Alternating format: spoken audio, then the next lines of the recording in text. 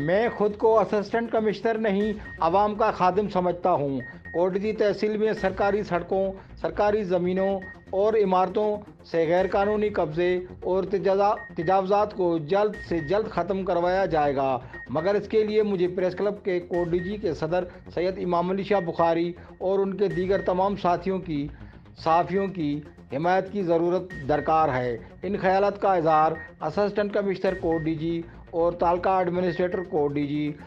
دریا خان چانڈیو نے press club کوڈیجی میں میڈیا سے بات چیت کرتے ہوئے کیا۔ انہوں نے مزید کہا کہ میں نے منگل کو ٹرک اونرز ضلع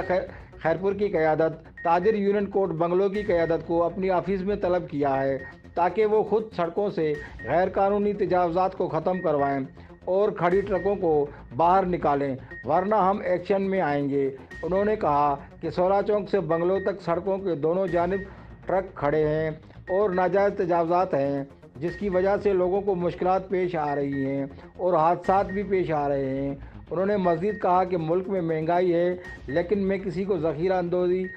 یا مقررہ سرکاری ریٹ سے زیادہ رقم یا قیمت وصول کرنے کی اجازت نہیں دوں گا۔ اس سے پہلے پریس کلب کے صدر سید امام علی شاہ بخاری اور نائب صدر رونق علی اجن نے اسسٹنٹ کمشنر دریا خان چانڈیو کو سندھی اجرک کا تحفہ پیش کیا، جبکہ منیر ناشاد، علی شیر وسان، غلام رضا کاندرو، گل حسن کاندرو، جاوید جبار کاندرو، گدا حسین کاندرو، فقیر عبدالخالق شاہد آرائیں، آصف راجپوت، غلام قادر سندڑ، عرفان لاشاری، شفقت خاسکیلی اور لیڈی رپورٹر زویا ملا نے ان کو مالائیں پہنائی اور شاندار استقبال کیا۔